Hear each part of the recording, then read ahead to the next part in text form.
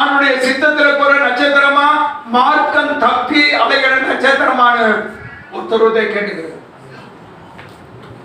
என்ன நட்சத்திரம்? மார்க்க தப்பி அலைகிற நட்சத்திரமா, தேவ சித்தம் செய்கிற நட்சத்திரமா? தேவ சித்தம் செய்கிற நட்சத்திரம் தான் பிரகாசிக்கும். சுடர்களாக நீங்கள் பிரகாசிக்க வேண்டும்.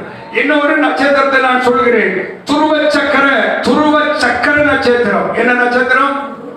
சோதர யோபின் புத்தகம் 9ஆம் அதிகாரம் 9வது வசனத்தை வாசிப்போம். என்ன நட்சத்திரம்? துருவ சக்கர நட்சத்திரம். இது சக்கரம்னா தெரியுமா? பாருங்க, சக்கரம்ங்கிறது இப்படி சுத்திக்கிட்டே வரும். இதுதான் சக்கரம். சோத்திரம், அல்லேலூயா. எரேமியாவில் எழுதியிருக்கிறது, அவர்கள் காலை அடக்கிக் கொள்ளாமல் அலைய நினைக்கிறார்கள்.